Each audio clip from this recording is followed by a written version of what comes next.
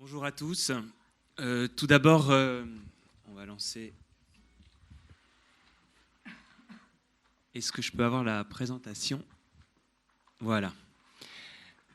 D'abord, merci beaucoup de votre présence aujourd'hui. Merci beaucoup à Jérémy et aux organisateurs de cette matinée. Permettez-moi d'abord de vous dire que je suis extrêmement content d'animer cette demi-journée pour une raison d'abord personnelle, parce que le sujet qu'on va traiter aujourd'hui sur les sociétés de production et la création de contenu au profit des marques est un peu à l'image de mon parcours personnel. Donc je suis content aujourd'hui de pouvoir réunir sur une demi-journée un certain nombre d'agences, de producteurs et d'annonceurs et de régies qui ont fait des choses assez belles ces derniers mois, issus d'abord du digital et ensuite des agences créatives. J'ai participé à la création d'une agence totalement dédiée à la production de contenu pour les marques, de brand content.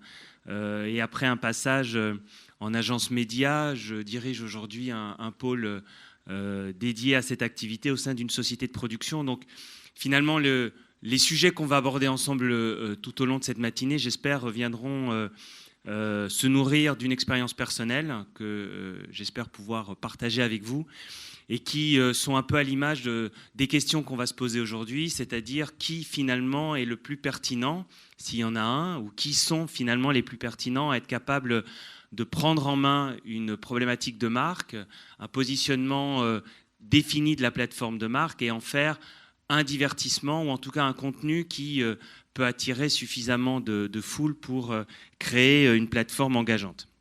Quelques chiffres juste pour ouvrir le débat, vous l'avez certainement vu dans Stratégie. Les chiffres de la perception vis-à-vis de la publicité ne sont pas bonnes quand 78% des personnes atteintes par de la publicité trouvent celle-ci sans intérêt, quelle que soit la beauté et la puissance de la production publicitaire et de sa place dans une communication globale d'une marque. Il n'empêche qu'aujourd'hui, la perception de ceux que les marques veulent toucher n'est pas très très bonne. Et pire, lorsqu'ils s'ennuient sur un 25 secondes ou un 20 secondes, on peut aujourd'hui se demander quelle est la question qui nous anime et finalement comment il faut essayer d'apporter une réponse à cette problématique.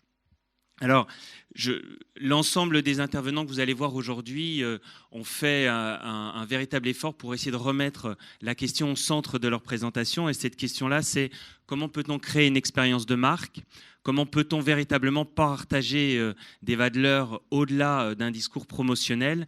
Et comment peut-on arriver à bouger le curseur entre total divertissement et totale communication promotionnelle pour créer une expérience suffisamment engageante et partageante? Comment on peut arriver à finalement faire d'une marque un sujet de divertissement et un sujet de divertissement qui soit suffisamment centré vers l'entertainment, c'est-à-dire finalement le fait de s'adresser à une personne en particulier, là où un certain nombre d'agences médias continuent à parler de cibles extrêmement larges. Finalement, le défi que j'espère qu'on va arriver à relever ce matin, c'est de dire qu'il est possible, on se doit de faire d'une marque le héros d'une histoire qui passionne, qui engage, qui crée de l'émotion, qui finalement s'inscrit dans une philosophie et dans un mode d'écriture assez similaire de n'importe quel divertissement, de contenu qu'on voudrait produire. C'est pas facile, on en est loin, même si le soap opéra de Procter dans les années 50 à la télévision américaine nous montre que c'est possible. En tout cas, aujourd'hui, le véritable défi, vous allez le voir, c'est de se dire comment peut-on passer d'un discours promotionnel à une narration de marque, à une capacité de faire d'un personnage, d'une marque et au-delà finalement d'un environnement de valeurs et d'un environnement contextuel, une expression d'un territoire éditorial. Comment finalement, et c'est là où se posera la véritable question des sociétés de production versus les agences, versus finalement ceux qui accompagnent déjà les marques depuis longtemps.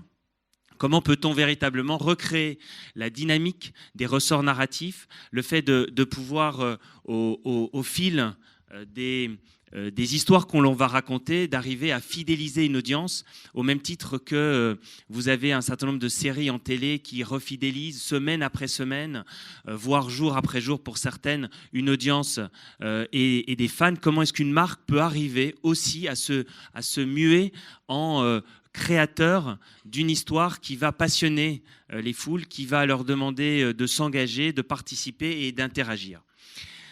Peut-être une piste que vous allez très certainement voir apparaître à travers les présentations de ce matin, c'est que la grande différence entre une agence, entre la marque et les sociétés de production, c'est qu'elles sont par leur histoire même porteurs de formats, c'est-à-dire de mécaniques narratives qui ont pour certaines fait leurs preuves.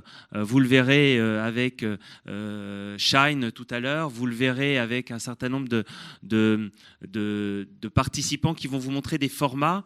Ce sont des formats qui ont une mécanique. Peut-on aujourd'hui reprendre cette mécanique narrative qui fait des véritables succès d'audience pour en faire une mécanique de marque? Et peut-on aujourd'hui reprendre la façon de fédérer autour de ces formats un public large en un public addict d'une histoire de marque?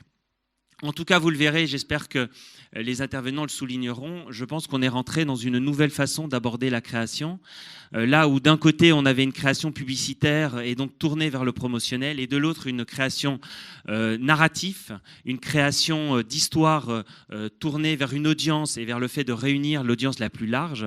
On est aujourd'hui sur un besoin de co-création avec une multitude d'acteurs dont chacun, et je remercie Jérémy d'avoir créé justement cette diversité dans les interventions de ce matin. Chacun apporte sa pierre. Aussi bien les producteurs vont apporter leur pierre dans la narration, les agences leur pierre sur le respect de la plateforme de marque, parce que si vous êtes trop loin de la plateforme de marque, votre contenu n'a plus de sens et ne porte plus la légitimité et le message que la marque veut avoir. Elle n'occupe pas le bon territoire éditorial, voire elle n'est pas légitime à porter ce discours. Vous avez les régies aujourd'hui qui viennent apporter une mécanique média, parce qu'il n'y a pas aujourd'hui de véritable production de contenu pour les marques sans médiatisation de ce contenu. Bref, tous ces acteurs apportent une partie de la création et on est dans ce que certains appellent aujourd'hui la co-création. Alors, quelle route pour y aller? Peut-être que nous aurons quelques minutes à la fin pour conclure et peut-être pour commencer à dessiner ces portes. Sachez qu'on est très en retard par rapport à ce que font nos voisins européens, notamment anglais. Nous sommes très très loin de ce que la télé et le digital américain offrent aujourd'hui aux marques. Ce n'est pas pour rien que c'est chez eux que le soap opéra, qui est quand même l'ancêtre du brand content, est né. Aujourd'hui, les contraintes du CSA, les contraintes juridiques, mais aussi les contraintes des diffuseurs nous ont fait perdre du temps et en tout cas donner du retard. J'espère que les mois, les années qui s'ouvrent nous donneront la possibilité de faire de plus en plus de choses. En tout cas, vous verrez que pour ne pas utiliser transmédia, en tout cas la mixité des écrans, la complémentarité des écrans font partie de la plupart des présentations que vous verrez et qui sont très certainement l'une des clés pour les routes que le contenu de marque devra emprunter. Voilà. Nous allons structurer les présentations de la manière suivante. Chaque intervenant aura 20 minutes. Je vais essayer pas plus. Et ensuite, nous aurons 10 minutes pour discuter avec les intervenants. On va essayer également de tenir les 10 minutes. On a beaucoup de choses à voir et peu de temps et on doit impérativement avoir fini à 12h30. Voilà. Merci beaucoup. Je passe la parole au premier intervenant.